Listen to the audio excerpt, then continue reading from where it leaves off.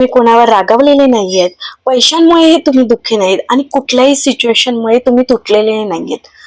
तरीही तुम्ही तुमच्या मनात काहीतरी ओझं घेऊन फिरत असता आणि हेच आपल्या मनातील जुन्या आठवणींचं ओझं आपण का बरं घेऊन फिरतो, त्या ओझ्याबद्दल आज आपण बोलणार आहोत. वेलकम टू 30 डेजच्या या हो ओपनोपोनो हिलिंग जर्नीमध्ये. हे ब्युटिफुल सोल्स, आज आहे डे 3 आणि आज आपण पाहणार आहात की हे हो ओपनोपोनो कसं काम करतं. सो आपल्या आयुष्यात ना अशी काहीतरी माणसं येतात किंवा घटना येतात किंवा परिस्थिती येते, त्यावेळी ना आपण खूप राग करतो किंवा दुःख करतो किंवा आपल्याला चिडचिड होते. का बरं असं होतं? किंवा काही एखादी घटना आठवली तरी आपल्या डोळ्यात पटकन पाणी येतं. तर आज मी तुम्हाला अशी एक स्टोरी सांगणार आहे की ज्याच्यामुळे तुम्हाला कळेल की हो ओपनोपोनो कसं काम करतं. एकदा एक छोटा नातू 5-6 वर्षाचा असेल, तो आपल्या आजोबांसोबत ना नदीवर फिरायला जातो. नदीचं पाणी ना एकदम शांत होतं, स्वच्छ नितळ पाणी होतं.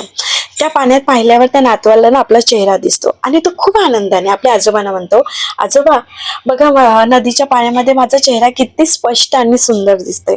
आजोबा हसतात आणि तेवढ्यात काय होतं, बाजूच्या म्हणजे त्यांच्या शेजारी जो एक मुलगा असतो लहान त्याच्याच वयाचा, तो त्या नदीच्या पात्रात दगड मारतो आणि त्यावेळी काय होतं, पाणी अस्थिर होतं आणि पाण्यावरती लाटा निर्माण होतात. त्याच्यामुळे त्या मुलाला ना, जो नातू होता त्याला ना आपला जो चेहरा जो स्पष्ट दिसत होता तो स्पष्ट दिसला नाही आणि मग तो आजोबांना थोडा सॅड होऊन म्हणजे दुःखी होऊन म्हणतो की आजोबा बघा माझा चेहरा जो दिसत होता पाण्यामध्ये तो आता दिसत नाहीये, तो गायब झालाय, तो आता स्पष्ट मला दिसत नाही, त्याच्यामुळे मला खूप सॅड वाटतंय. तेव्हा आजोबा काय म्हणतात माहितीये का?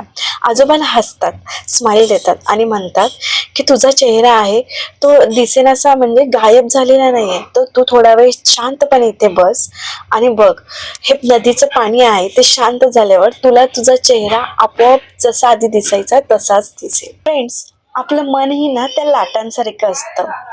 आपल्या काही लोक, परिस्थिती, घटना, दुःख, वेदना यांच्यामुळे ना आपल्या मनातही लाटा निर्माण होतात आणि त्याच्यामुळे आपल्याला आपलं स्वतःचं प्रतिबिंब किंवा आपल्या आतील जे भावना आहेत, विचार आहेत, ते आपल्याला स्पष्ट दिसत नाही. म्हणूनच आपण स्वतःला स्पष्ट पाहू शकत नाही. आणि हो ओपनोपोनो काय म्हणतं माहिती आहे का?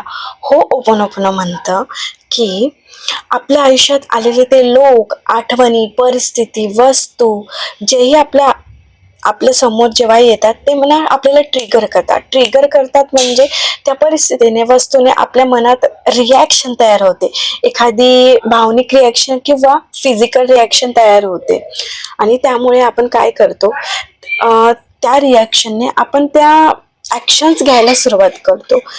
तेव्हा ती परिस्थिती आहे ना, ती एकटी जबाबदारी नसते, तर ते आपल्या मनातल्या ना जुन्या आठवणींचं ओझं असतं. आणि हो ओपनोपोनो काय करतं, जुनी जी वेदना आहे किंवा आठवण आहे त्या वेदनेशी ना आपल्याला भांडायला नाही शिकवत, तर त्या वेदनेला आपल्याला हील करायला शिकवतं, त्याच्याकडे प्रेमाने पाहायला शिकवतं, त्याच्याशी कसं डील करायचं हे शिकवतं. म्हणूनच आपण ना 4 वाक्य म्हणत असतो. I am sorry, please forgive me, thank you, I love you. I am sorry, please forgive me, thank you, I love you. I am sorry, please forgive me, thank you, I love you. आज ना आपण छोटंसं meditation करणार आहोत. जेव्हाही तुम्हाला कधी अस्वस्थ वाटेल ना, तेव्हा हे ना ॲटलिस्ट 2 मिनिटाचं किंवा 5 मिनिटाचं मेडिटेशन करा आणि तुम्हीच तुमचं मन किती हलकं होतं हे फील करा. ओके, तर त्याच्यासाठी आधी काय करायचं, तर फर्स्ट ऑफ ऑल तुमच्याकडे पाण्याची बॉटल किंवा एखादा पाण्याचा भरलेला ग्लास आणून ठेवायचा आहे. कारण हो ओपनोपोनो झाल्यानंतर आपल्याला ना कधी कधी डिहायड्रेशन फील होतं, आपल्याला तहान लागते किंवा आपल्याला एकदम डोकं जड होतं किंवा अंगाला थरकाप, असं काही म्हणजे असं कधी काहींना अशा गोष्टी म्हणजे अनुभव येतात. त्याच्यामुळे काय करायचं, हो ओपनोपोनो जेव्हाही करायचं असेल तेव्हा पाण्याची बॉटल किंवा एक ग्लास आणून बाजूला ठेवायचं आहे. कारण हो ओपनोपोनो झाल्यानंतर मेडिटेशन तो पाण्याचं सिप किंवा ते पाणी तुम्हाला घ्यायचंय, जेणेकरून जे काही डिहायड्रेशन बॉडीमध्ये झालेलं असतं ते फील व्हायला किंवा ते भरून निघायला हेल्प होते. ओके, सो सगळ्यांनी एका शांत जागेवर बसायचंय आणि स्वतःला शांत करायचं, जिथे कोणी डिस्टर्ब करणार नाही, कोणाचा आवाज येणार नाही. तुम्हाला हे मेडिटेशन आहे त्याचा उपयोग होईल. ऍटलिस्ट 2 मिनिटासाठी तरी अशी जागा शोधा आणि त्या जागेवरती शांतपणे बसा. पाठीचा मणका हे ताट ठेवायचंय, कारण त्याच्यातूनच आपली फ्रिक्वेन्सी असते व्हायब्रेशनची, ती येत जात असते. त्याच्यामुळे पाठीचा मणका ताट, खांदे सरळ आणि रिलॅक्स बॉडी करायचे. आपले डोळे शांतपणे बंद करायचे आणि दीर्घ श्वास घ्यायचे.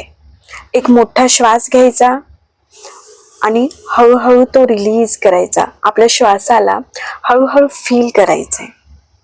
त्याच्यानंतर परत एकदा डीप ब्रीथ करायचे. एक दीर्घ श्वास घ्यायचा, नाकातून तोंडातून हळूहळू रिलीज करायचा. काही करायचं असतं त्याच्यामुळे आपलं मन आहे ते शांत व्हायला तयार होतं, म्हणजे मन शांत होतं आणि आपल्याला त्या मेडिटेशनचा जास्त फायदा होतो. म्हणून हे सगळं करायचं असतं. आपल्याला आपलं मन बीटा स्टेट मधून अल्फा स्टेट मध्ये न्यायचं असतं, जेणेकरून आपल्याला आपण जे करतो त्याचा बेनिफिट्स आपल्याला मिळतील आणि ते लवकर अनुभवतील. ह्याच्यासाठी ह्या सगळी प्रोसिजर असते. डोळे बंद केल्यानं आपल्या आजूबाजूचं जे वातावरण आहे म्हणा किंवा डिस्ट्रॅक्शन ना कमी होतं. त्याच्यामुळे आपण आपल्या मेडिटेशन वरती फोकस करू शकतो. म्हणून डोळे बंद करायचे असतात. सो 3 वेळा दीर्घ श्वास म्हणजे घेतल्यानंतर तो नाकातून हळूहळू रिलीज करायचा आहे. शांत बसायचंय किंवा शांत बसायचं. नंतर आपला एक हात आपल्या हृदयावर ठेवायचा आणि आपल्या डोळ्यासमोर त्या घटना, त्या वस्तू किंवा परिस्थिती जेही तुम्हाला खूप मनाला लागलेलं आहे किंवा त्या आठवणींचं ओझं आहे ते आपल्या डोळ्यासमोर आणायचंय. जर तुम्हाला चित्र दिसत नसेल तर तुमच्या मनाला ते गाईड करायचंय किंवा ती वस्तू किंवा ती परिस्थिती आठवायचंय. तुमच्या मनाला सांगायचं की मी इथे इथे होतो, मला असा अपमान झालाय किंवा मला असं दुःख झालंय किंवा जे काही तुमच्या मनात तुम्ही ज्या जुन्या आठवणी साठवून ठेवलंय ते तुमच्या मनाला कमांड द्यायचे, तुमच्या ब्रेनला, आणि ते चित्र तुमच्या डोळ्याच्या समोर आणायचे. 1 मिनिट ते चित्र पूर्ण तुमच्या डोळ्यासमोर येऊ द्या. त्या घटना तुमच्या डोळ्यासमोर येऊ द्या. त्या पैशांच्या बद्दल असू द्या, त्या लोकांच्या बद्दल असू द्या, तुमच्या परिस्थितीबद्दल असू द्या, जे काही असेल ते तुमच्या डोळ्याच्या समोर येऊ द्या. ते स्पष्टता पहा आणि हळूहळू म्हणा की I am sorry.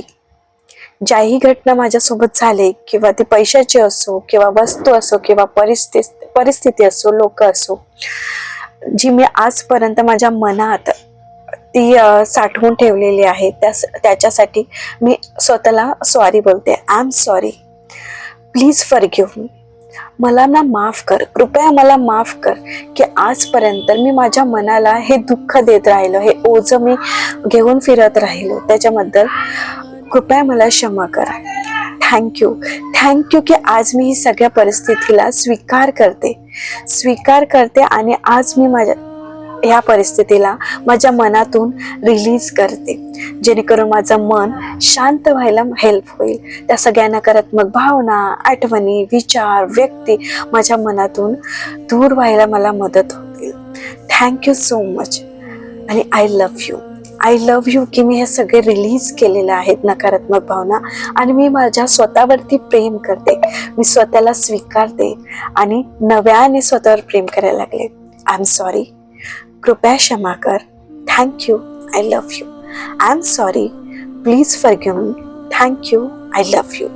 I am sorry. Please forgive me. Thank you. I love you. I am sorry. Please forgive me. Thank you. I love you. I am sorry. Please forgive me. Thank you. I love you. I am sorry. Please forgive me. Thank you. I love you. I am sorry. Please forgive me. Thank you. I love you. हे सगळं meditation करत असताना I am sorry, please forgive me, किंवा तुम्ही कृपया क्षमाही म्हणू शकता त्याच्याबद्दल. थँक्यू. I love you. हे कोणीही दडपणात म्हणायचंय नाही. चेहऱ्यावर एक छानशी स्माइल म्हणायची, कारण आपण त्या परिस्थितीला स्वीकारतोय आणि आपल्या मनातलं ओझं आपण बाहेर करतोय. त्याच्यासाठी सगळ्यांनी स्माइल करत हे 4 वाक्य म्हणायचे. आय एम सॉरी, कृपया क्षमा कर, किंवा please forgive me, thank you, I love you. आता हळूहळू काय करायचंय की त्या वस्तू, ते परिस्थिती किंवा लोक ते तुमच्या नजरेपासून किंवा जी तुमच्या नजरेच्या समोर होते ते तुम्हाला हळूहळू दूर दूर दूर जाताना दिसत आहेत आणि ते इतके दूर जात आहे की त्याचा एक छोटासा बिंदू तुम्हाला दिसतोय आणि तो सुद्धा हळूहळू नाहीसा झालेला दिसतोय. 2 सेकंद शांत बसा. एक दीर्घ श्वास घ्या. Take a deep breath. हळूहळू नाकातून तोंडातून सोडा. परत एकदा दीर्घ श्वास घ्या. नाकातून तोंडातून हळूहळू रिलीज करा आणि आपल्या श्वासाला फील करा. फील करा की त्या सगळ्या जुन्या आठवणी तुमच्या मनातून निघून गेल्यात आणि तुम्हाला खूप शांत, हलकं आणि एकदम सॉफ्ट फील होत आहे. लक्षात ठेवा, हो ओपनोपनो कोणाला ना बदलण्याचा प्रयत्न करण्याचं हे नाहीये, तर स्वतःला ज्या आतल्या भावना आहेत, ज्या जुने नकारात्मक विचार आहेत ते पुसून टाकण्यास मदत करते. त्याच्या मनात पुन्हा शांतता आणि बॅलन्स लाईफ जगायला हेल्प करते. सो आपण उद्याच्या भागात पाहणार आहे की हे जे 4 वाक्य आपण रोज म्हणतो त्याचा ना खोल अर्थ काय आहे. काय तर आजच्या भागात जे तुम्ही शिकलाय ते तुम्ही नक्की अप्लाय करा. जेव्हाही तुम्हाला राग, निगेटिव्हिटी किंवा असं काही मनात दडपण वाटेल तेव्हा तुम्ही हे कधीही करू शकता. त्याला काळ वेळेचं काहीही बंधन नाहीये. सो भेटूया पुढच्या भागात. तोपर्यंत तुम्हाला जर हा आजचा व्हिडिओ आवडला असेल तर प्लीज चॅनलला लाईक, शेअर आणि सबस्क्राईब करायला विसरू नका, जेणेकरून आपण या 30 डेजच्या हो ओपन हिलिंगच्या जर्नीला अजून पुढे नेऊ शकू आणि तुमच्या मदतीने अजून गरजू लोकांपर्यंत पोहोचेल. कारण आज सगळ्यांनाच ना मनाच्या शांततेची खरंच गरज आहे. सो म्हणून माझं हे मिशन आहे साध मॅनिफेस्टेशन आणि हिलिंगच्या थ्रू की प्रत्येकापर्यंत हा व्हिडिओ पोहोचला गेला पाहिजे, जेणेकरून सगळ्यांना शांतता फील होईल. सगळ्यांचे जे प्रॉब्लेम्स आहेत ते दूर व्हायला एक माझा छोटासा प्रयत्न आहे. So thank you so much. भेटूया पुढच्या भागात. तोपर्यंत तुम्हाला असं काही जाणवलं तर आय एम सॉरी, कृपया क्षमा करा. थँक्यू. I love you.